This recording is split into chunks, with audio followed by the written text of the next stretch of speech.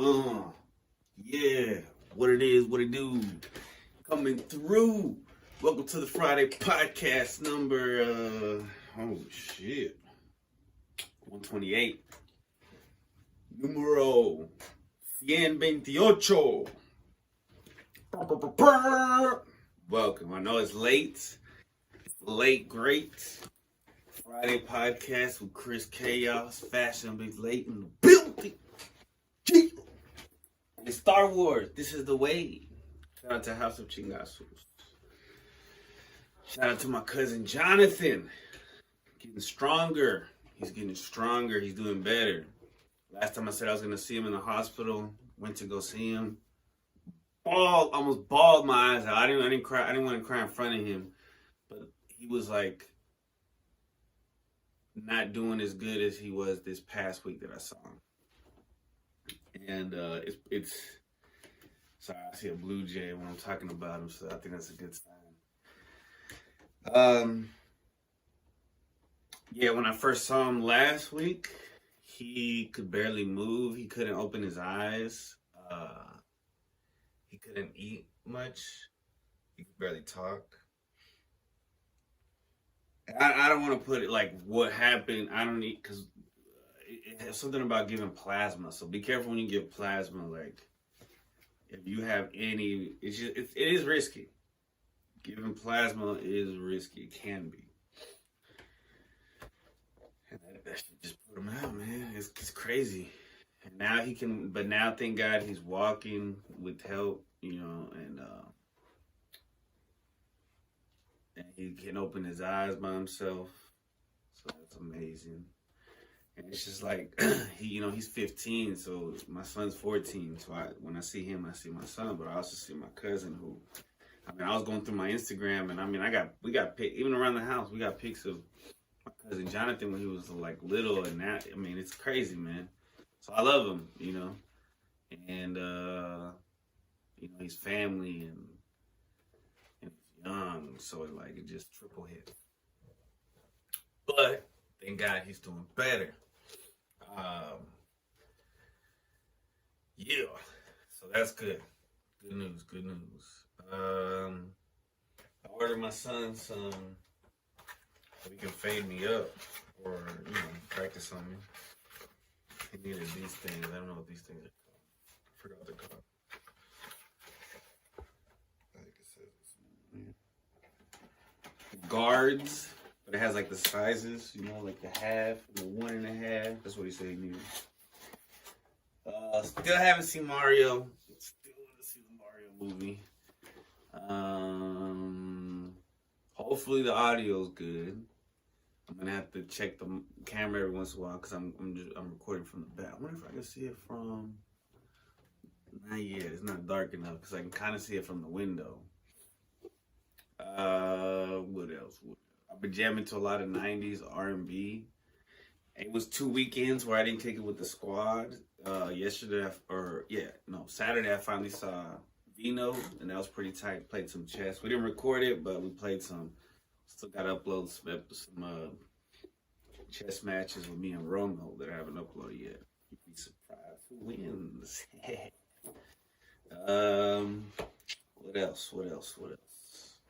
What else? I kind of rearranged a bit. I took the Mario plush toys to my son's mom's house so that my son's brothers, from that marriage, from his mom's marriage to her, his stepdad, so they could play with them. And then, hopefully my son will play with them too. He's 14, but maybe he'll play with his brothers because he does play with them. They were his anyway. I just had him sitting there collecting dust. I had him on over 100 episodes of the Friday Pod, so time to let them go. Replaced it with some other decorations. And I may have to sell those comic books just because of a low check, because I missed a few days last month, but give me more room to, there's always more decorations we need to do. Let me double check the camera out. Make sure that's recording. Yeah, we're good. What it is, man. I hope everybody's doing well. I hope everybody's blessed.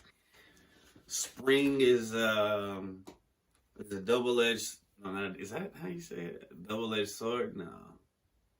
Spring is like the yin and the yang, you know. You get the beautiful vision, and you get the green and the pinks and the yellows, and you get the spring colors, and you get the birds coming out, and you get everything coming out, right? You also get allergies. So it's the yin and the yang. You gotta have both. You just have uno. You gotta have dos. Let's see. What was the most predictable moment of your life? Random questions. I made some new title cards. Hopefully they look pretty cool. It's either up there, up here, somewhere. Number 1681 out of 3,000 questions about me. Necesito una pluma. Tipo OG. I gotta walk over here. Oh, and I kind of cleaned up too, so I should be able to do my news in the specific location and movie review. Another part of the studio. All right, most predictable moment of my life? What does that even mean? That question is difficult, unpredictable. Most predictable moment of your life. Let me Google some. Oh, it's gonna rain tomorrow, guys.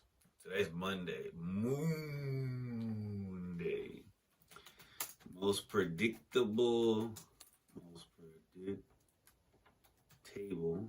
It's a weird word. Predict. Table.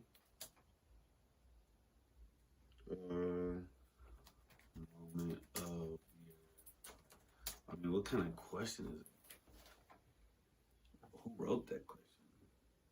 No, everything looks like most meaningful. No, not meaningful. Predictable. See, well, DuckDuckGo. Let's look at Google, because DuckDuckGo is okay for some stuff, but sometimes you just gotta go with the old school.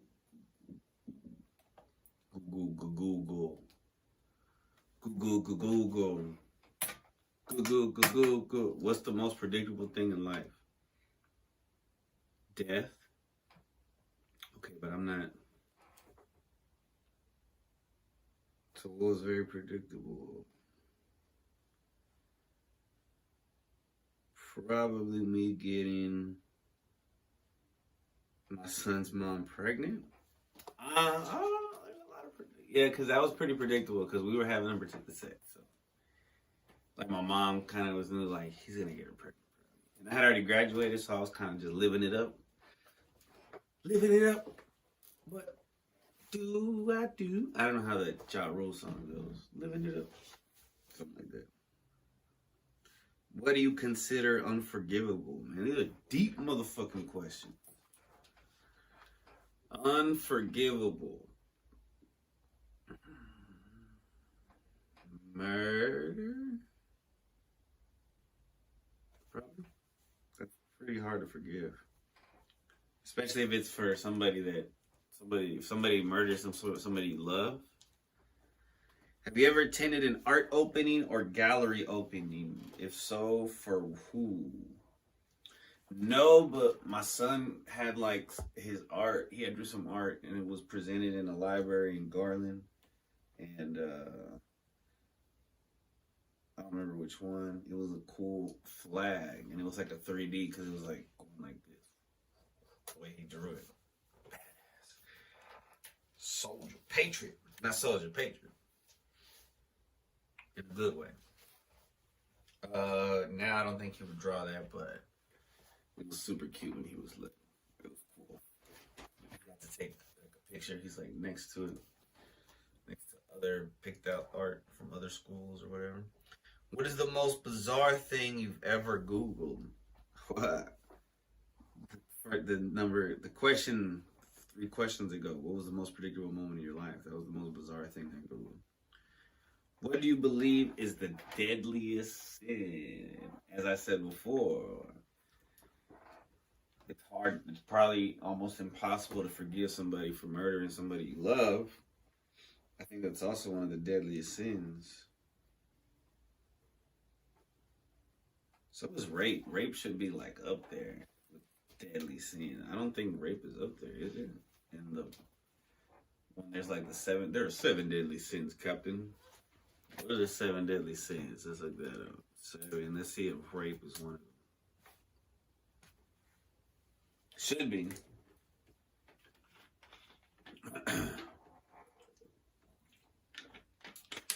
Oh, okay, so lust. Yeah, because. And greed. I mean, because rape falls under all of those. Gluttony, greed, sloth. No, it doesn't fall under sloth. Wrath, possibly. Envy, definitely. Pride, yeah. So all those culminate and lead to the deadliest.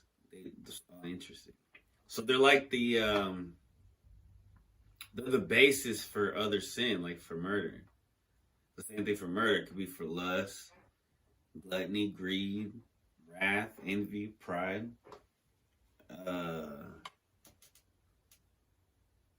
Apparently that's an anime too, the 7 deadly sins. But that's how, it's like the palette of the what are the main colors called? I don't know. I should know this. The primary colors. It's like the primary sins that lead to, you put them together and they lead to other shit. Have you ever used money to influence anyone? Yeah, I've probably tried to use money to influence. Yeah, I definitely have. An ex-girlfriend or two. It's always with, like, when it's with someone who, yeah, it's with girls, women, chicks, ladies. Broads. Females. She, hers. What animal do you think is closest in intelligence to a human? Monkeys are pretty close in gorillas. Primates or primates? Is it prime ape or primates? Damn, I'm glad I got Google right here. Primates or prime ape? Let's find out. And they're showing Pokemon. Oh, prime ape is a fucking Pokemon. Shit, so it's prime 8. Primate. Which includes lemurs, galagos, lorisids, and the Haflerheim, which include monkeys, including apes and humans. So we're primates. What the fuck? Apes and monkeys are both primates.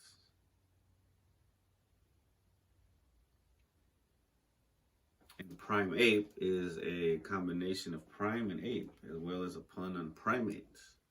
Very clever. What was it? What are you animal? A monkey or a gorilla? Is a gorilla a primate? Now I want to know that because it's not on the list. Because a gorilla can do that.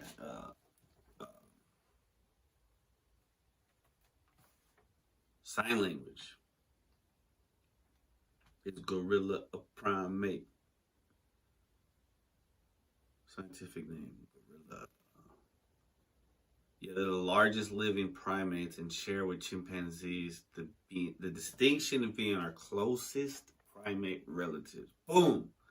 So them, the gorillas, huge and intelligent, powerful and smart.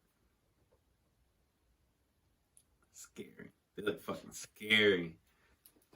I'm gonna try to put some. I mean, y'all know, yeah. Just look up is gorilla a primate on Google, and the first one is like this gorilla, like, and the other one is like gorilla, like, and the other one, like, and it's just like fucking scary ass pictures. A gorilla will fuck me up. They live to 35 to 40 years. What's the gestation period? 257 days. All right, I gotta look that up real quick, and I gotta get off of this because this is just gonna fucking be endless. Gestation period. Go, give me a good answer because I searched on you. Because I gotta switch back and forth. For mammals, this is the time in which a fetus develops. Oh, okay. So, like I think for humans, it's 9 months. Right.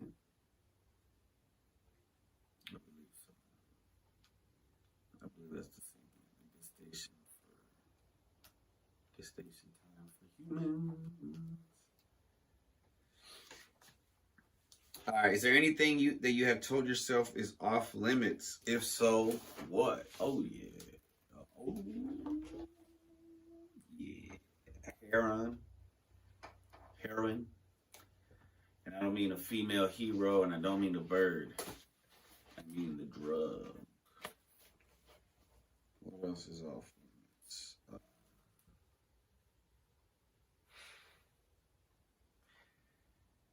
Never mind. I'm not gonna say that. I don't want to get canceled.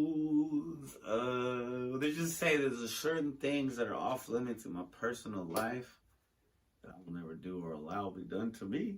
But that has nothing to do with anybody, and I don't judge anybody that does that or allow those things. You know what I mean? Yeah. What is the most thought-provoking statement or question you've ever heard? What is the meaning of life? Is the most thoughtful question. The meaning is the most thought-provoking statement. I talked about that last. Who makes you laugh without even trying?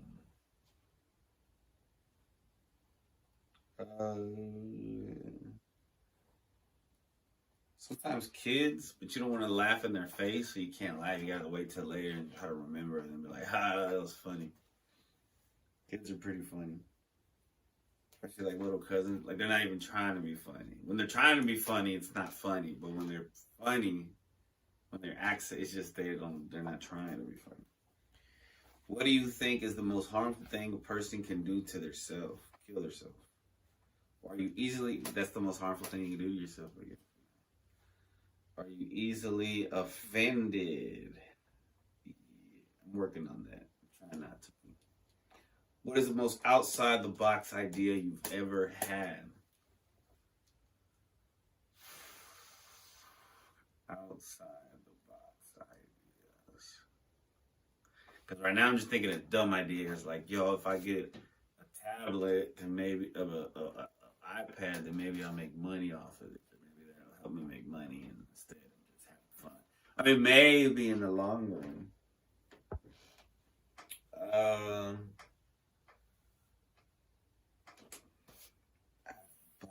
Outside of the box. That's kind of hard to think. Cool. Sometimes I got to do that like on the spur of the moment.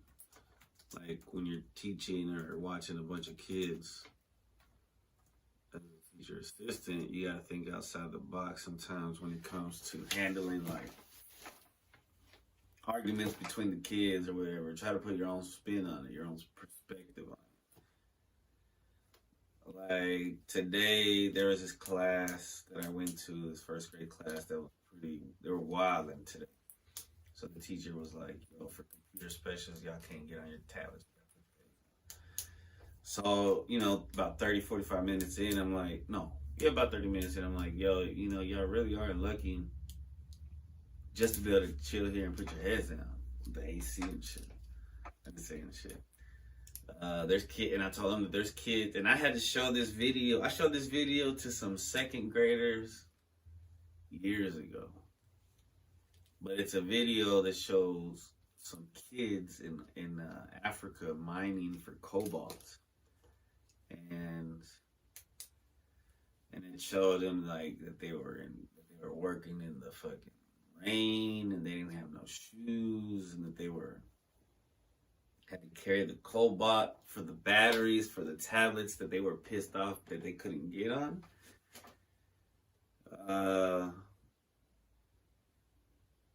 A couple of the kids were like, we have to pray for them, right? And I was like, yeah, definitely, most definitely.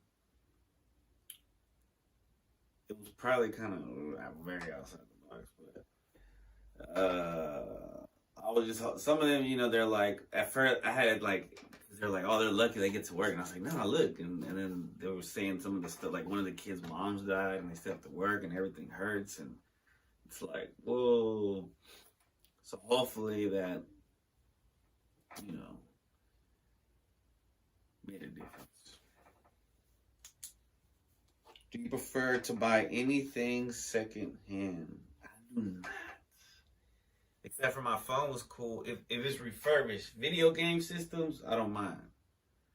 but or my phone was refurbished. I mean, a laptop, I was gifted this, but it was new. The tablet was new. I don't like buying used books because I already have allergies and I'm sensitive to fucking dust and shit. So I don't need no strange dust that I'm not used to from somebody's fucking, attic or some shit. Yeah, that's pretty much, I don't buy anything else. Like, I don't really like buying clothes used or anything like that. And that's a fucking privilege, and I know that, and I'm spoiled, but that's the book ass, guys. I mean, fuck. What would you do with an extra hour in a day? Sleep, bitch. All right. Let's see. Let's take a break. We'll come right back. Yes. Sorry, I didn't mean to speak right into the. Oh no, the camera's on. I mean, the mic's on this side. I'm tripping, y'all. Be right back.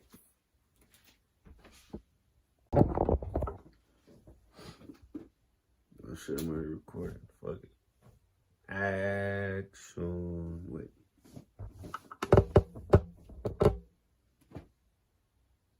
I think that's better.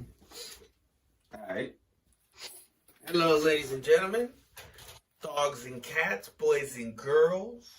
Anybody else who's watching birds, fish, lizards, turtles, snakes, chinchillas, any other kind of pets that could possibly be listening. Angel number of the week, 181. So shout out to DuckDuckGo. That's what I'm going off. I just put 181 angel number and I'm going down to DuckDuckGo results page.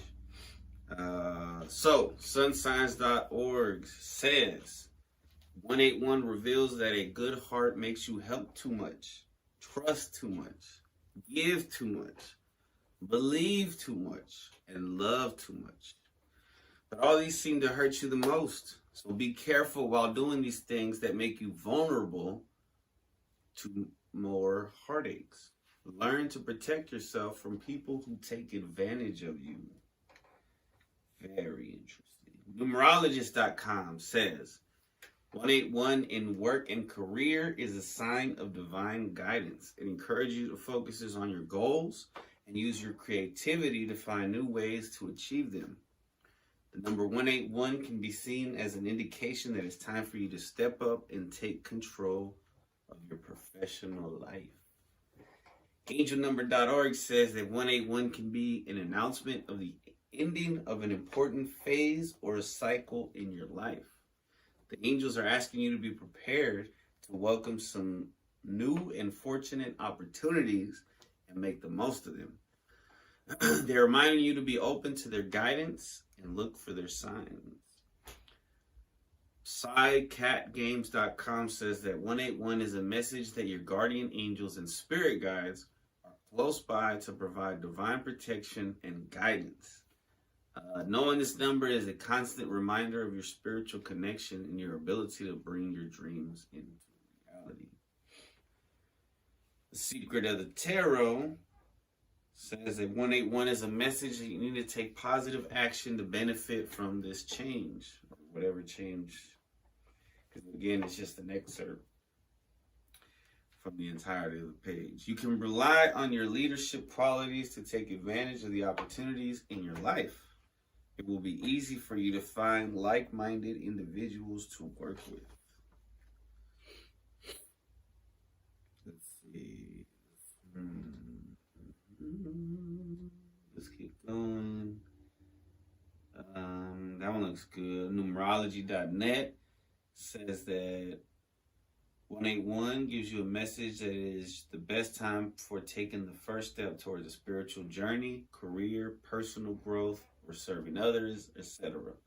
Always have a trust that the universe will assist you with any issue that may arise. That's hard to do, man. And with faith, I know God will take care of me and provide, but still I still have anxiety.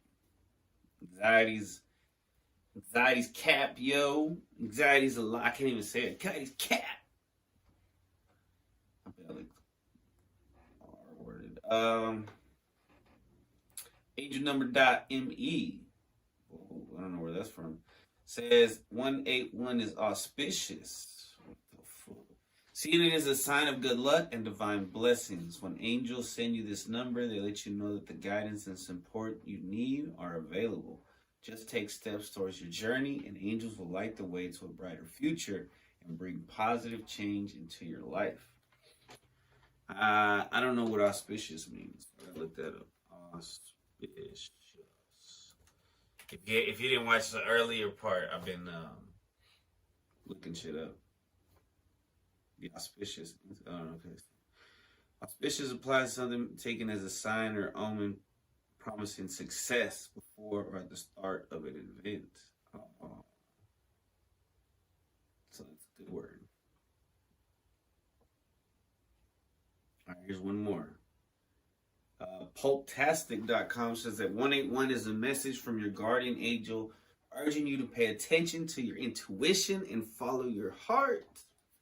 This is a time of positive change and new beginnings, so don't be afraid to take risks. Trust that your angels are with you, guiding and protecting you on your journey, as well as the Lord God and His Son, Jesus Christ. Also, shout out to Mary Magdalene. You know, read the Gnostic Gospels. You know. All right, what's next? Let's see. Everybody, let's see what's next. Let's see what... Oh, okay, this is it. This is what's next. It's right here. Okay, let me double check the camera. Excuse me. We are go. I want to shout out to Guyaki and Yerba Mate.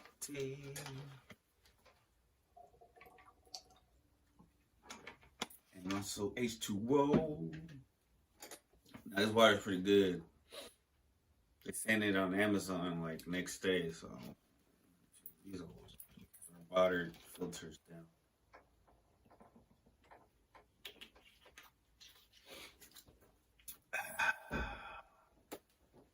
Refreshments. All right. Wait. Oh no, I keep thinking this is anxiety news. That's what's fucking me up. But this is from straightforwardguidance.com. So, recently I had a dream about arguing, but I was also trying to figure out what kind of dreams that I've had that I wanted to do, an excerpt on a segment. And this is a dream I used to have a lot. I don't have it anymore. Well, not a lot, but enough times, like multiple times. And it was a dream about punching someone, and it doesn't hurt them. It's like you're punching like you're underwater, but you're not in the dream. Let's see. So when conveyed in dreams, the strong feeling of anger can disclose a lot about the dreamer. If you dream about punching someone and it doesn't hurt them, this could be a way for you to release whatever tension or unresolved rage you are currently experiencing. The part of you that is furious is frequently represented by the person you punch in your dreams. Whoa. This anger will probably appear in your dreams if you suppress it or push it down. Therefore, it's critical to identify what might be inciting your rage and find a constructive outlet for it. This dream can be a signal that you need to face some of the things that are making you angry and frustrated. Until the root of your rage is found and dealt with, these kinds of dreams are likely to continue. One explanation is that the person you punch symbolizes something or someone for which you are upset in real life. The dream could provide a secure and symbolic outlet for that rage. Yeah, I haven't had these in a long time, thank goodness.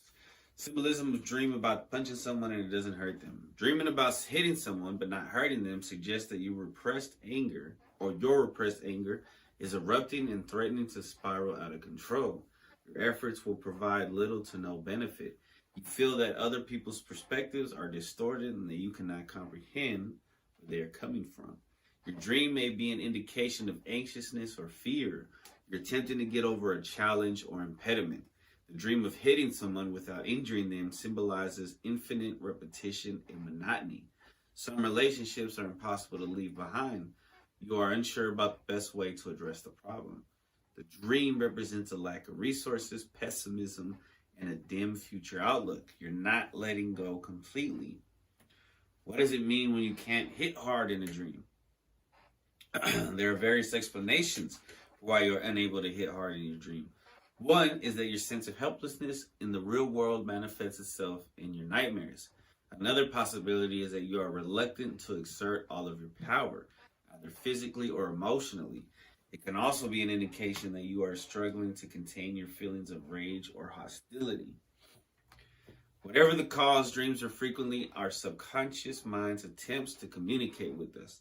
Therefore, it could be worthwhile to stop and think about what it might indicate for you, and if you find that you are unable to hit hard in a dream. So again, this is from straightforwardguidance.com/dream about punching someone and it doesn't hurt them / because there's this picture on there, but this dude looks fake, like it looks like a video game, but it's not fake. Anyway, fighting but can't punch in a dream meaning. Have you ever had a dream in which you are fighting someone but aren't unable to punch them despite your efforts? It feels like your arms are made of jelly, and no matter how hard you try, you can never seem to hit your mark. These kind of dreams are actually extremely frequent and frequently leave people feeling helpless and disappointed. What do they therefore mean? Depending on the circumstances, there are several alternative interpretations for this kind of dream. It is often interpreted to represent repressed rage or anger. This might be aimed at someone, a circumstance, or even at yourself. Ask yourself, who or what are you truly furious at if you find yourself in a fight like this in your dream? Alternatively, it could be a sign that you're suppressing your feelings and need to find a way to let them out. Spiritual meaning of dreaming about punching someone and it doesn't hurt them. If you punch someone or something in your dreams, you may be harboring some buried rage or hostility. I feel like we already covered that. It's also believed to demonstrate strength, the ability to find the inner strength you didn't know you possessed. Perhaps the tension between you and someone else has been rising because you predict fights in the near future. On the other hand, you can shock someone with a viewpoint that differs from their own. You're imposing a viewpoint on or notion on someone who doesn't want it. If you were punched in your dream, it's possible that you currently feel helpless or powerless. You're losing the battle because someone or something is causing you to feel this way. All right, so this says the biblical meaning of dream about punching someone and it doesn't hurt them. Checking to make sure we still got film, basically, or room on the phone. A dream in which you punch something denotes sentiments of retaliation or the desire to do so. Getting angry, frustrated, or lashing out with a hostile attitude is a need to let go of tension related to the situation. Someone with a different belief or opinion may be aggressive. This is like a bunch of gibberish on this part. There is no biblical part that they added, so it's kind of like they just mixed it up. And then it kind of just restates, like hitting someone in a dream means you're unhappy or disagree with something in your life, basically. And then it says, this is like the scientific reason. It might be the reason, according to it says, if you can't hit hard in a dream, what does that mean? The natural paralysis of your body during REM sleep is what you experience when you try to punch someone and can't land a blow, or when you try to run away from an attacker but your legs won't move. So that's one reason. I know this ain't me. I mean, unless subconsciously I want to fight and wish I could fight and win.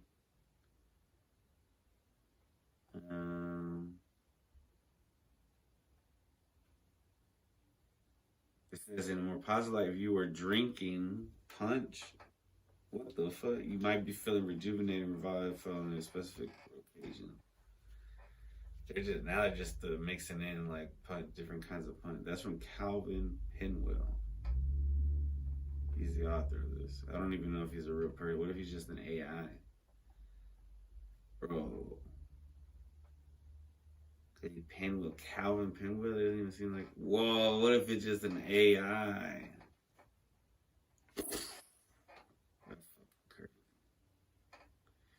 Well, take all that with a grain of salt. But I like the scientific one. Alright. I'll keep thinking that this is. Because I'm doing Broken Lizard. I'm not doing them. I'm covering them. I am talking about Broken Lizards for a movie review because they have several movies. Alright. So I'm going to put a picture up of a black moth that I saw the other day. There's a name of it. I forgot what it's called. It's like it's the yellow collared black moth or something. It look orange to me. My throat is so dang itchy. I ain't trying to be bitchy. I'm trying to be Mr. Richie. Try not to be itchy. Trying not to end up in a ditchy. Trying not to be a fucking snitchy.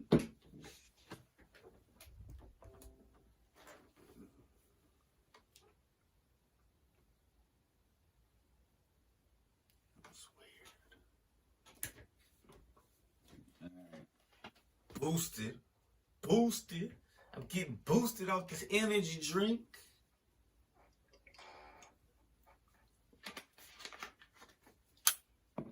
The syrup is purple, my insides are pink. Alright, so the black moth, meaning of a black moth, seeing a black moth, daytime or nighttime. It was the morning time when I saw it. Symbolism and Metaphor.com says black moths are a powerful personal symbol of intuition, inner wisdom, transformation, and feminine energy. But a lot of Mother Nature that's like one of its symbolisms. Whatever your circumstances, the black moth is a reminder that you're stronger than you think you are, and you have the power to change your life. I love that.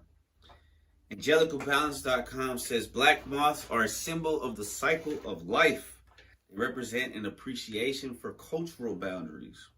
If you are religious, seeing black moths tell you to become more conscious of the presence of the higher spirit. It can also be an omen of good luck. Finding a dead moth is a sign of patience. DreamingAndSleeping.com says that the meaning of a black moth is rebellion on all things that are commonly accepted as beautiful, but it is believed that he is the one that knows because he communicates with the other worlds, the secrets of the gods, and share them with ordinary mortals. What? Interesting. DreamingAndSleeping.com says that I already read that one. Damn, is that it on Black Moth? Yeah, because most of them are just moths, and I already covered moths, but I want to do specifically black moths. And it's very short. Let me see if I can look up the.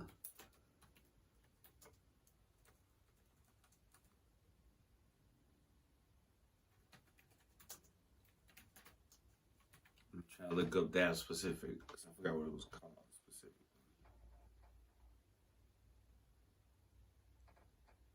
It's a yellow-collared scape moth.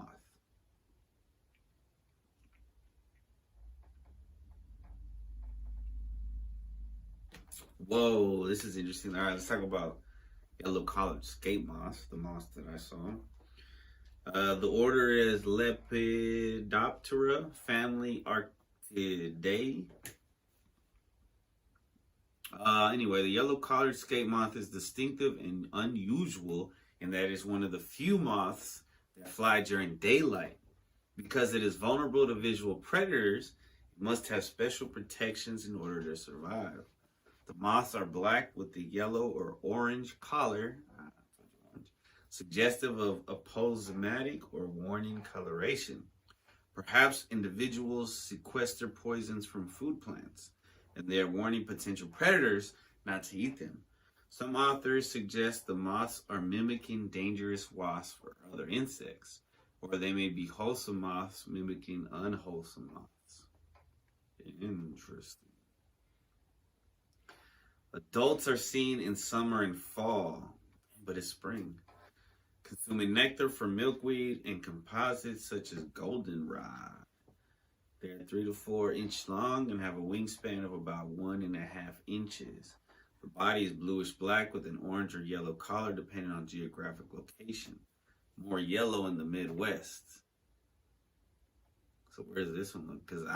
So it must be more orange in the south. The forewing is black with the yellow streak extending along the outer basal half. The hind wing, which is rarely seen, is translucent except for the black margins and veins. Adults might be confused with those of another slightly larger actid moth, the Virginia cotignucha. However, the head of the latter species is orange or yellow, whereas the head of the scape moth is black. Scape moth also might be confused with the considerably smaller grape leaf skeletonizer moth, but in the latter species, the abdomen is usually curled upwards and expanded at the tip into a fan shape, somewhat bilobed caudal tuft. I think that's the one I saw. Let me look that one up. I mean, it was daytime, but it was very early. And then it had that weird tail that it's describing. Grape leaf skeletonizer moth. Oh, that's it. That's the fucking it. That's it. Oh, there's one called the Virginia creeper. Grape leaf skeletonizer. Ooh, that's crazy. Because, yeah, the tail is different. Oh, shit. And then their caterpillars. I gotta save the pictures. I gotta show you the pictures. I've seen the caterpillars before. Wow. Alright, so I was confused. Like they said, commonly confused. Common chaos, Chris. I gotta check the camera. Well, I think it's still going. Grape leaf skeletonizer is moth in the family, blah blah blah, Zygonidae. It is widespread in the eastern half of the United States and commonly noticed defoliating grapes, especially of the Virginia creeper. The western grape leaf skeletonizer is very similar to and slightly larger than H. americana, but their distributions are different. Members of this family all produce hydrogen cyanide, a potent anti-predator toxin. Whoa. Identification. The adult, so this is a reddish color. The adult has narrow black wings, usually held away from the... I feel weird now because I'm seeing the tail and it's like, whoa, it was different.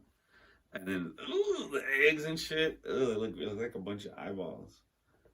And reddish collar, the wingspan, big, da-da-da-da. Crazy, skip that. They only live a few days.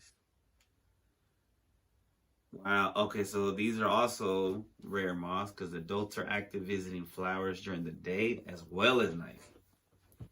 So they get down, they party even with it's a skeletonizer. That's just crazy.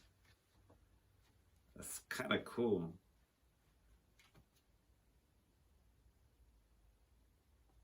It's the only moth species that feeds gregariously on grape foliage. Damn. Seems like it's early because they say it's like in the summer. So that's weird. Alright, we're going to take a break. That was fun, in my opinion. And we're going to do anxiety news. We'll be probably can't hear me when I whisper. You probably can't hear me at all. Probably can't hear me when I whisper. Or when I close up my jaw. Hey y'all, hey y'all, hey y'all. I'm a party animal, yeah. You heard that? Action. Anxiety news about anxiety with your host, Christopher Chaos. Good evening, America and world, and welcome to Anxiety News. Today, we read an article from Yahoo News. And it says, what color should I paint my bedroom if I have anxiety? 8 expert-approved hues to make you happy. Interesting. So let's see. Choosing the perfect color for your bedroom can be easier said than done, especially when you consider that we spend a third of our lives in our bedroom, and I'm sure I spend at least half of my life in it. With thousands of shades to choose from, how can you ensure you land on the right one? Some colors can invigorate you, making your mornings easier than ever, while others can aid in your relaxation. Whoa, want to be cool and one day all the walls will be like, computer, whatever, and you can change the color? I mean, that would probably be bad for us, though, to like have Wi-Fi all the fuck around us. As well as the best bedroom colors for relaxing bedroom. Color is a powerful and proactive tool, and one that we often take for granted. Indeed. Some people only remember the colors and their importance and their hues and their abilities whenever they're on psychedelics, but we must remember this when we are sober. For those of us who suffer from anxiety, creating a bedroom that feels like a relaxing, safe retreat from the stressors of the outside world is ideal. I think the color in this room is pretty good. My son picked it out, and he helped paint it when he was younger, and I like it. Blue is known to be calming. That's why in schools they usually use blue carpets. All right. Excuse me. So warm whites, number 1. During turbulent times, many of us have sought comfort in the surroundings of our bedrooms, but could the colors in your space be causing you anxiety? If so, color psychologists and decorators suggest reaching for a tried and trusted white bedroom. Ooh, I don't know, man. Oh, this is more trigger words. Evoking purity and cleanliness alongside confidence and sophistication. I don't know about this shit, Yahoo. This is Yahoo, bro. White is a color that works really well for bedrooms of all shapes and sizes. Molly Torres Portnoff of Date Interior suggests bringing in a warm shade of white to help infuse your bedroom with serenity. Ballet White from Benjamin Moore is a soft, warm shade that can make a bedroom feel more serene, she says. If you say so. Light blue. Blue has long been considered one of the most soothing shades out there, and for good reason. Both the sky and our oceans are blue, lending the color and natural feel that is hard to replicate. Soft blues are particularly good for those with anxiety, as the lighter tint feels approachable and soothing. Blue is a color that gives a feeling of openness and a sense of space, creating a calming and restful backdrop for any room, says Judy Smith, color consultant at Crown. Due to its connection with nature and its relaxing qualities, it's incredibly popular for anxiety-reducing bedroom schemes. For a second I was scared. I was like, why is the screen blank? But it's the back of the phone. Sage green. So sage is not only good for burning. Another great option for people struggling with anxiety is sage green. Green bedrooms promise to renew your connection to nature and are said to evoke feelings of balance, vibrancy, and good fortune. The earthy, pale shade of green has been trending for a few years now. That's why they used to use avocado green back in the day, in the 70s. It's soothing, inviting, and relaxing all at the same time, making it an ideal choice for the walls of a bedroom. Man, the way they used to use like mustard yellow, and it was weird. Terracotta. For nature lovers who don't feel called to the typical greens and blues that top most lists, terracotta decor, I think terracotta is like a mineral or something. I think that's in Minecraft. May be an ideal choice for bedroom walls. The warm, earthy red-orange shade calls to mind the colors of the sunset and the desert and adds a soft glow to any space it's used in. Not quite decorating with red and not quite decorating with orange, terracotta brings its own unique and calm atmosphere to your room. Its generosity of character means that terracotta has the ability to wrap its arms around your bedroom with its all year-round mood of warmth.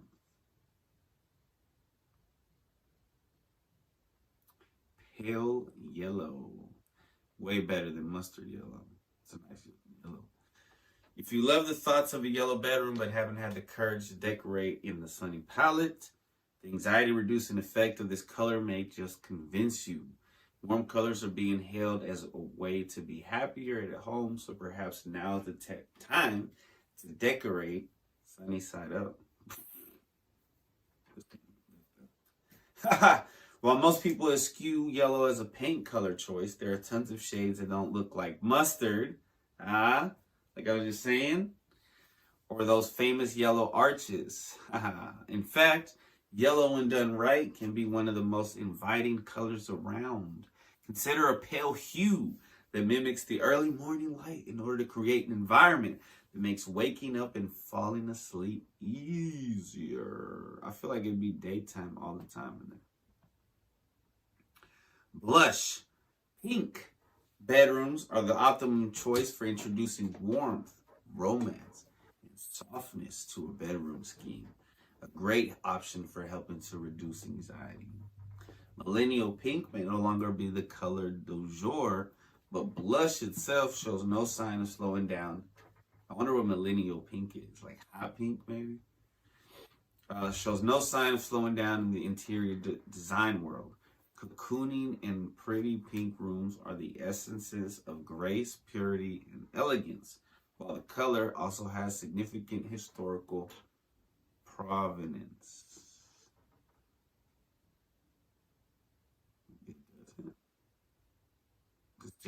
Because of Jackie Kennedy, maybe? Cream! Cash rules everything around me. Dollar bill, y'all. If you're color resistant, don't worry. You don't need to paint your walls non-neutral to reap the benefits of anxiety-fighting shades. Stark white may not be the best choice, so consider more dynamic whites like cream and ivory.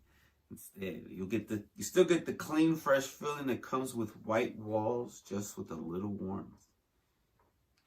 And you can cream on them. Black. Ooh, that looks depressing. No offense. Black bedrooms may have a reputation for being dark, moody, and uninviting, but that's not always the case. Dark walls can be one of the best choices for people struggling with anxiety. The deep shades can make your bedroom feel more like a sanctuary, especially if you have trouble sleeping. That, at nighttime, perfect. Scary. Also, black's neutrality means it will match with the decor you already have. Even though in this picture, they got a black lamp for it. Well, they also have like a little black shelf. The frame. I don't think I could be able to show everything on there. I wonder if I can. Let me see. Oh shit, the camera, the fucking... I think it's hard to see.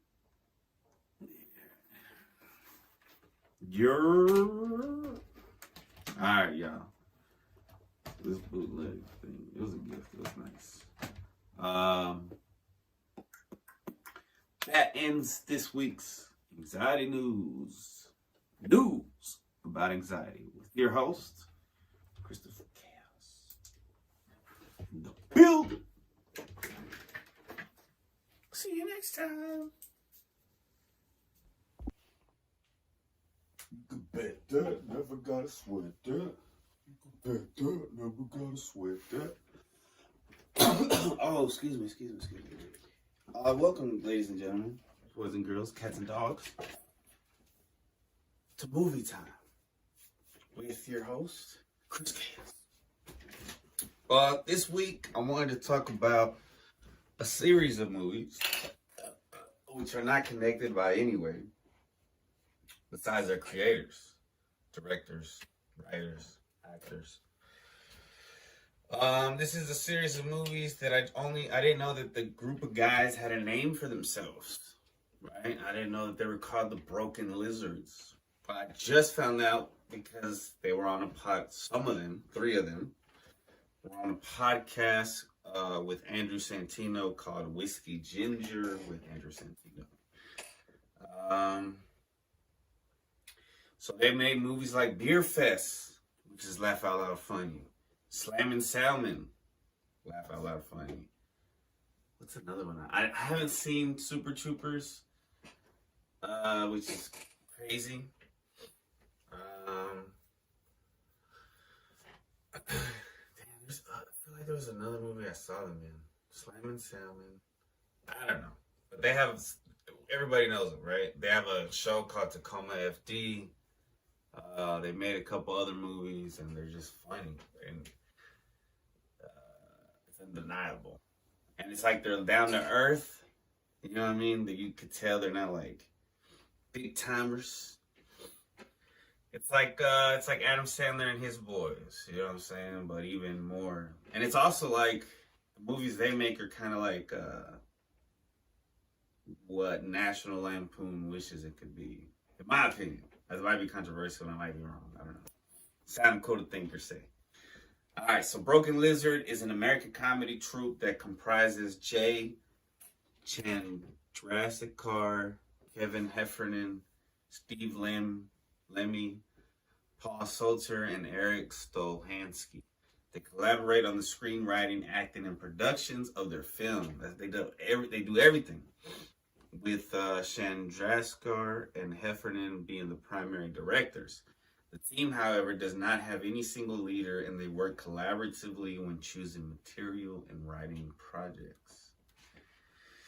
So I don't know what they look like, those 2 guys that are but I might put pictures up if I feel like it. I guess if I release this on Friday, I'm going to have to work on this.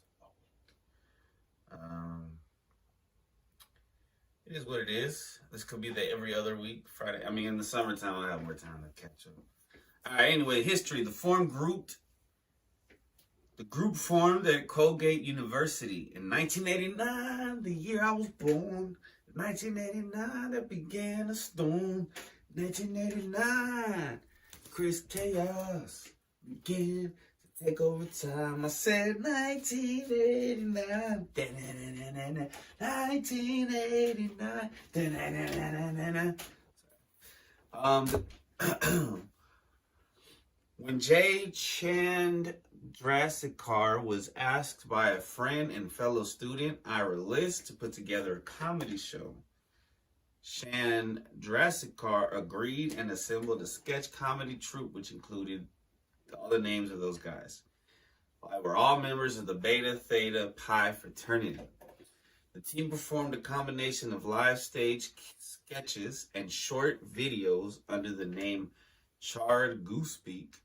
Charred Goosebeak continues to exist at Colgate to this day. Pretty cool. After graduation, the members reunited in New York City and spent the next few years performing at various clubs, mostly Greenwich Village mainstay, the Duplex, under the name Broken Lizard. The group offered various explanations of the origin of this name over the years, ranging from a euphemism of loss of virility to a tribute to Chandrasekhar's pet allergies. Most recently, the members admitted that Chandrasekhar simply made up the name off the top of his head when he had their first flyer printed. Another possible name that was discarded was Chocolate Speedo. I gotta look up how to say this name.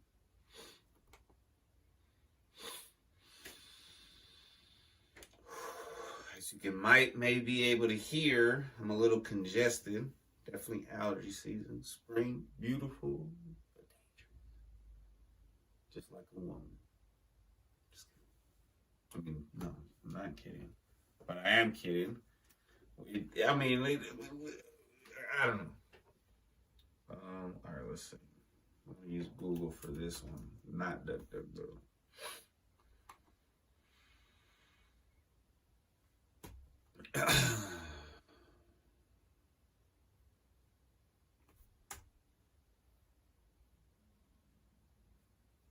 There goes pronunciation. Sorry for the dead air. Ain't no such thing as dead air.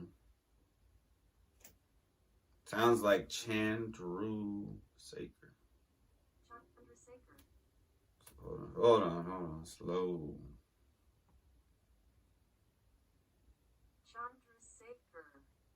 Chandrasekhar.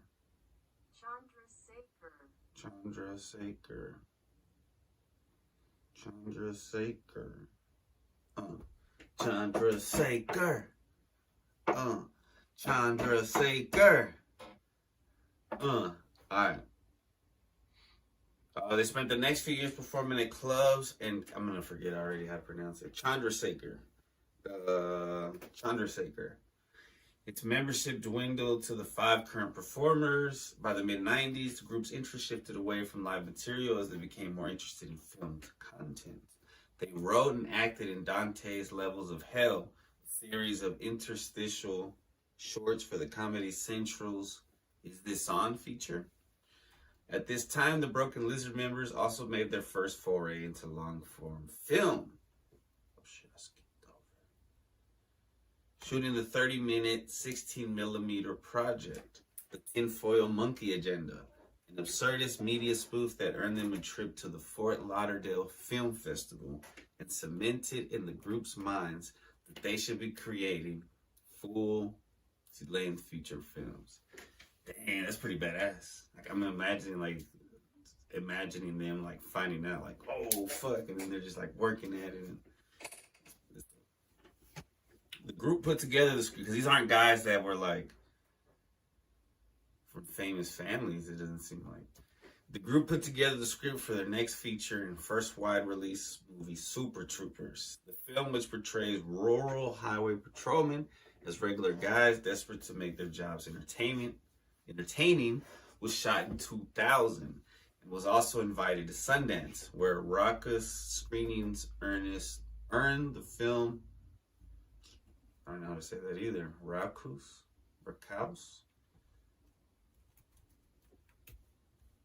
I think it's Raucous.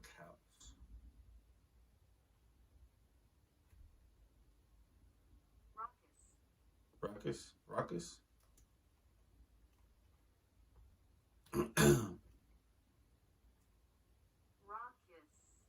Raucous. What does that mean?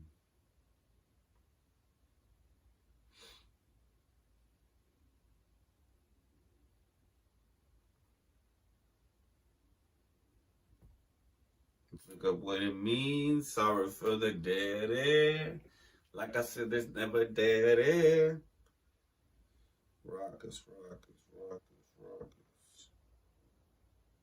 Bro, why you gotta be so difficult?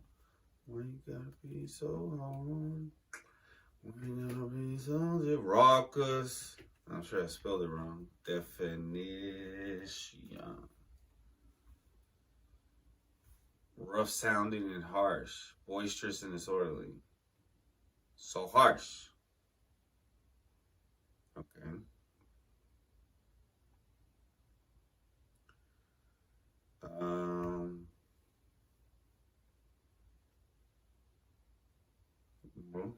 That earned them a distribution deal from Fox Searchlight Pictures, a unit of 20th Century Fox. The movie was released in February of 2002 and only enjoyed moderate theatrical success, but it eventually developed a cult following. Yeah, back then, man, you were able to like make a lot of money on the back end with DVDs and VHSs and shit. Fox Searchlight sponsored and distributed the group's next feature, 2004's Club Dread, a parody of slasher films that takes place at an idyllic tropical resort. After the Chandreskar, I already fucking forgot, man. Chandreskar. Let's go back. I need to know.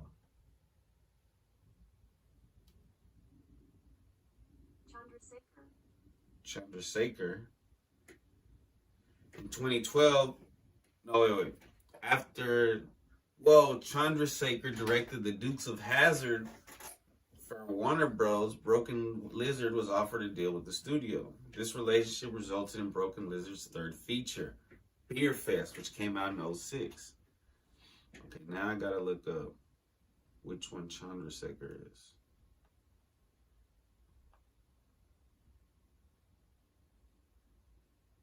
J. Chandrasekhar. Right? Is that how you say it? J.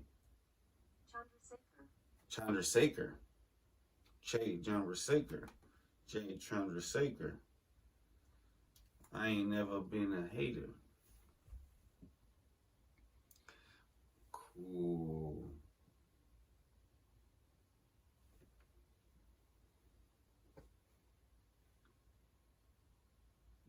Wow. So I mean, this is cool. What is it? I mean, he looks like he's American, but I don't know his heritage or his, I don't know what to call it.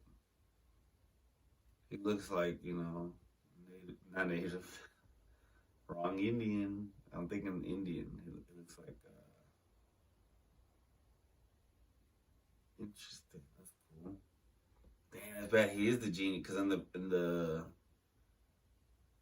when they were doing the interview with Andrew Santino, he has a cousin that's also an actor, Andrew Santino, and they were like joking. He was talking about how he pranked one of the other ones, and they were like, "Oh, so you're the mastermind." But he really is. Damn.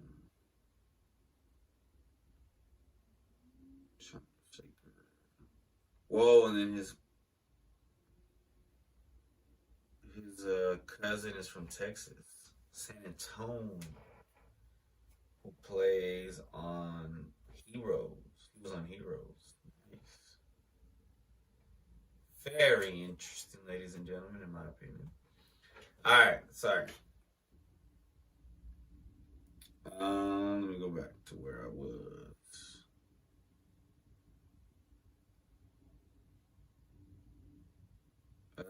About two brothers who discover an underground Oktoberfest beer drinking Olympics and assemble a team to compete. Yeah, that one's cool. So that one, like the grandpa dies, and his last wish is they go get something from Germany and the German Beer Fest, and they go and compete, and it's hilarious. It's very classic. In late May 2010, Broken Lizard had completed their fourth feature, The Slammin' Salmon, about a group of waiters who are terrorized over the course of a busy night by their unstable boss, played by Michael Clark Duncan. Heffernan directed The Slammin' Salmon. And I gotta see which one is Heffernan. Kevin Heffernan. So they take turns directing.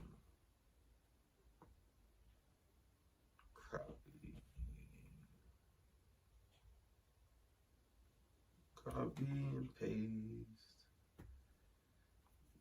Never to waste. Alright, so that's the dude who died in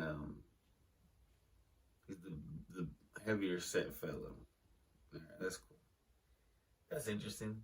Because the role he played in that movie too, so that's interesting because he had a big role, and so for him to direct it, that must have been tough. Alright, so we talked about Club Dread. So apparently Club Dread like Bond, Slammin' Salmon. Yeah, that one was cool. That one was funny. And it was like a good balance of I feel like Super Troopers mainly was dudes, I guess. I don't know. I need to watch that one. But on Slam and Salmon, you know, you got female waitresses too, so it's like a different. And it kind of goes. It's kind of like Waiting with Ryan Reynolds, but a little bit kind of realistic. It was pretty tight. Let's see. Not realistic at all. I don't know what I'm talking about, but it's different. It's very different, but similar to Waiting. Those kind of movies are cool because there's not a lot of them that go into the waiting business. So then eventually they did Super Troopers 2. They did a bunch of movies. So the first movie was Puddle Cruiser in '96, then Super Troopers, Club Dread, Dukes of Hazzard. Oh, there's cameos by each of them. I gotta go back and watch that one. Beer Fest, Slam and Salmon, Broken Lizard Stands Up. I need to watch that. Freeloaders. There's cameos by them. Baby Makers, produced by Chandeskar. Super Troopers 2. And then they just dropped Quasi, which I would like to watch. Which I forgot when it's based on. Like medieval times or some shit. Looks hilarious. Shout out to those guys, man. Those guys are so cool. One day I want me and my friends to be like those guys. We'll be the Broken Lizard. No, that's what you guys are. We'll be the Exploded.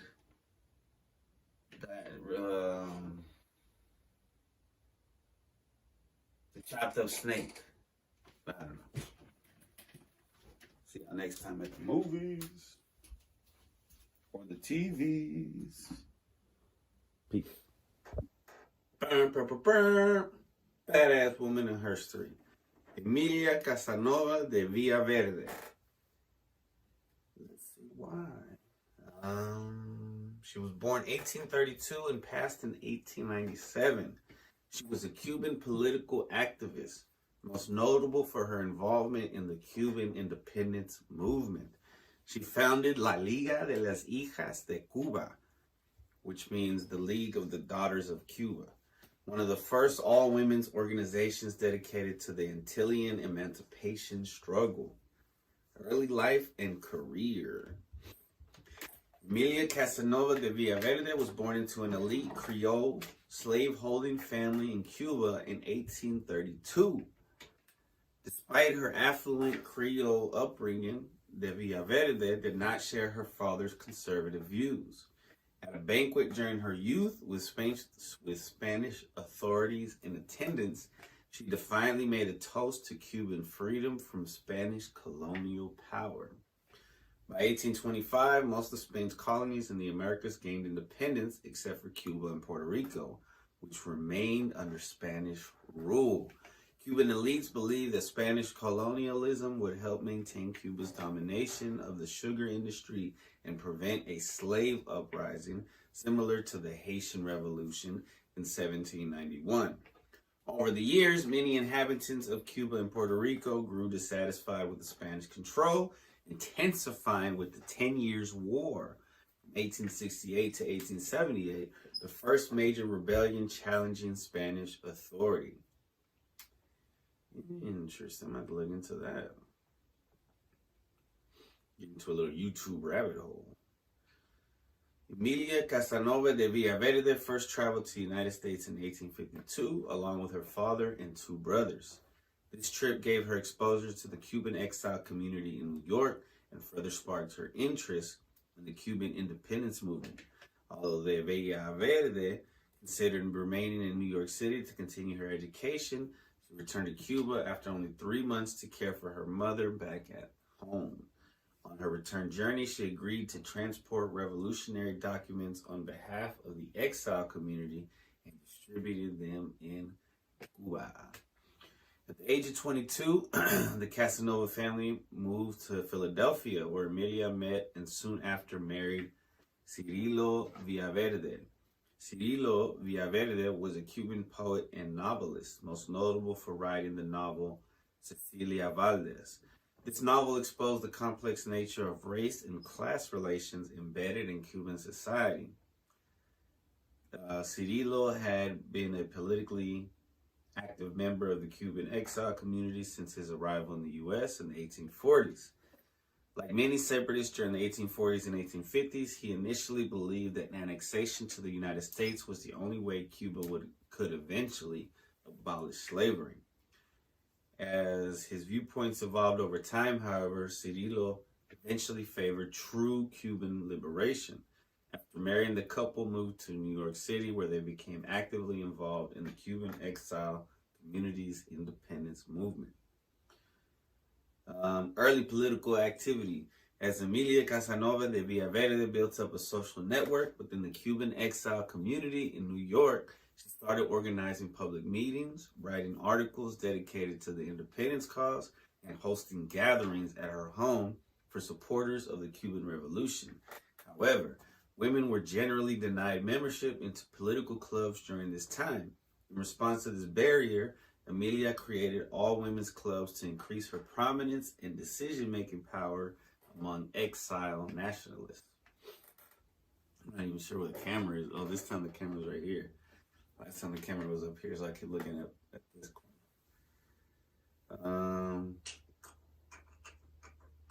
Now I'm lost. All right, prior to the founding, the influential Revolutionary Women's Club, Las Hijas de Cuba, she formed another women's organization known as Las Patriotas de Cuba, the Patriots of Cuba. But Patriotas means there's male and feminine in Spanish, so the female patriots of Cuba. Las Hijas de Cuba, founded on February 6, 1869 at the St. Julian Hotel near Washington Square in New York City. Las Hijas de Cuba was created by de Villaverde as a political organization for women fighting for Cuban independence. During this time, membership in revolutionary and cultural clubs was restricted to males only. I think if history serves me correct, it doesn't go quite to plan, the independence, but maybe it was for a little bit. But I mean, because everything happens for a reason. They had to get out of under Spanish control.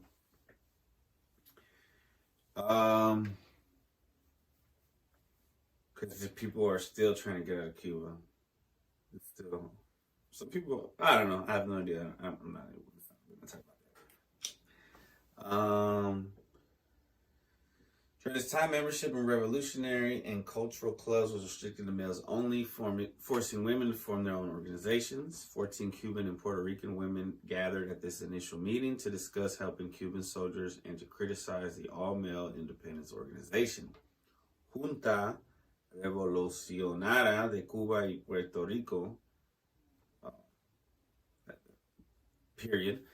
End of sentence. As president of the Las Hijas de Cuba, Emilia Casanova de Villaverde condemned this all-male club for their annexationist maneuvers and betrayal of the independence movement. The members of Las Hijas de Cuba, aware of the United States' growing interest in controlling Caribbean nations, disapproved of the fact that the junta considered the United States an ally. Interesting. But I feel like it would have gone better if Cuba, I mean, not that Puerto Rico is like greatly well off. Haiti, I mean, poor islands. The islands get battered, not just by weather, but by history, by colonialism.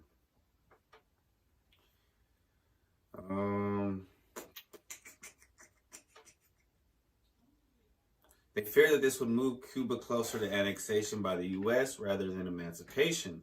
The collective power of these women's efforts gained attention and garnered further support for Villaverde. The leaders of Junta Revolucionaria de Cuba y Puerto Rico formed a new club called La Liga shortly after, which came to be dominated by annexationists.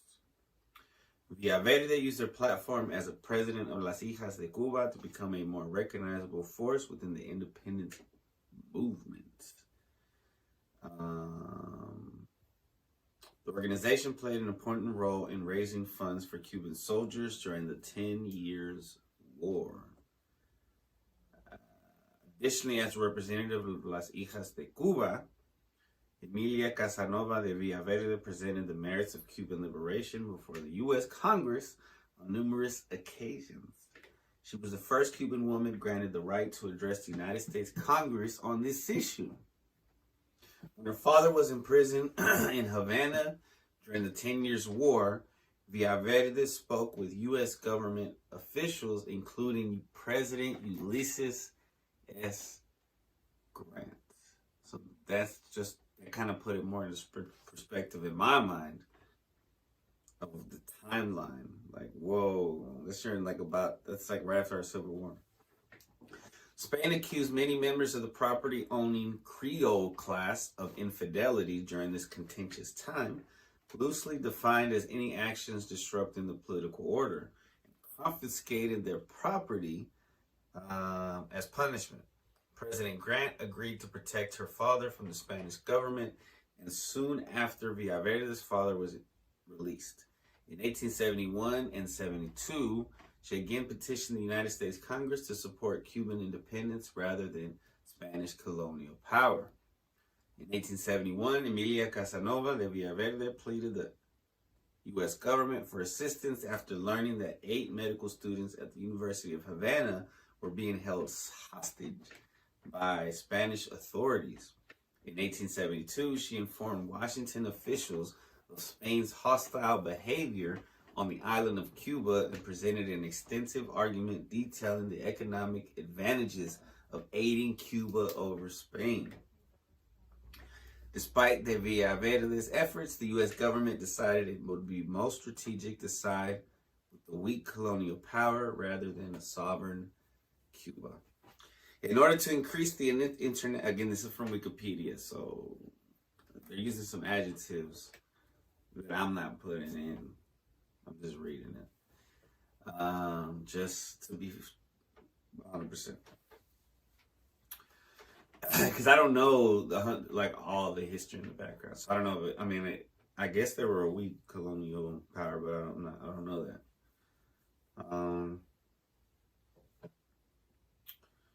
In order to increase the international visibility of the Cuban emancipation struggle, she wrote to prominent European figures such as Giuseppe Garibaldi and Victor Hugo. In an 1869 letter to Giuseppe Garibaldi, Villaverde stated her abolitionist views. The beginning of our revolution means the freedom of our slaves, giving them arms and incorporating them in our patriotic ranks.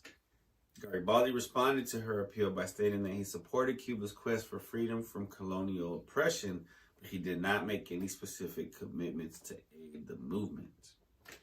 Later years. Emilia Casanova de Villaverde remained staunchly involved in the fight for Cuban liberation until her passing on March 7, 1897. When her husband, Cirilo Villaverde, died in 94 of that year, she briefly traveled, well, not that year, but that decade. She briefly traveled to Cuba for his burial, but decided to return to New York City to continue working for Cuban independence for the remainder of her life. Her death in 1897 occurred just a year before the Spanish-American War in 1898, which resulted in Cuba's independence. Just a few years earlier, in 1895, the Cubans went to war, inspired by writers and thinkers such as Jose Marti, considered the father of the country. The Cuban Mambises, as the revolutionaries were known, led by generals Antonio Maco, Calixto Garcia, and the Dominican Maximo Gomez, had driven the Spaniards to a stalemate when the explosion of the USS Maine occurred. Because of this incident, the United States declared war on Spain and sent troops to Cuba, which resulted in the Spaniards' defeat and the transferring Cuba, Puerto Rico, and the Philippines to U.S. control. After 5 years of U.S. rule and the Cuban revolutionaries making it clear that they would fight the Americans if they stayed as conquerors, the U.S. allowed Cuban independence and self-rule, but managed to insert a clause in the Cuban Constitution called the Platt Amendment, which permitted U.S. to intervene in Cuba whenever the U.S. decided the Cuban government was not stable. After several such interventions in the early 20th century, the Platt Amendment was revoked in the 1930s by mutual agreements. And then I wonder when they went into communism. But that's a talk for another day. Make sure it's still recording.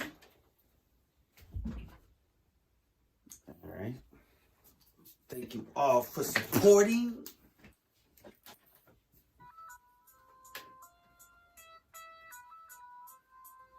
All right. Maybe I should take a break. No, fuck it, because I ain't fake. One day, every day, I'm gonna eat some steak and potatoes and some. No, I'm not fucking up.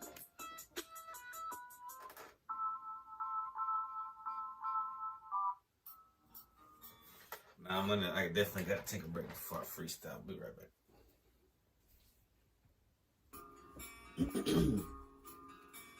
Alright, yo. Hey, yo, I'm higher than the average. I'm a savage when it comes to smoking cabbage. It's the baddest. It's the loudest. Therefore, I'm the proudest. Got the most cloudest. It gets cloudy. It gets rowdy. They don't know about me. Chris K, y'all's clowning. Hopefully, man, I ain't drowning. Getting close to the mic for the sounding. It's the Star Wars. It's the way. Coming through, man, I'm trying to live for another day. Hey, I fell off the damn beat. Let me get back on it for the motherfucking street. Gotta keep the heat. Gotta keep the Glock. People talk shit, they going space like Spock. Yeah, I'm talking heaven. Better pray to your reverend. I'ma make a confession. I'm iller than the most. I don't mean to boast, but I smoke across the coast and these haters talk shit and they really want to toast, but they about to pour out because I'm about to kill they folks. When it comes to these rhymes, it's a crime. I'm taking over and doing time behind bars. The cell phone, it's in the stars. I'm in the zone. I'm so cold. They call me Mr. Freeze. I smoke that weed and blow it out up into the fucking breeze. Fell off the beat. Back on again. People talk a lot of shit on the phone again. It's that sinning, man. They be talking shit. I'm about to burp off shit. Alright, that's cool. That's good enough. Love y'all. See y'all next time. Peace. Shout out to Lewis Pointer for the beat.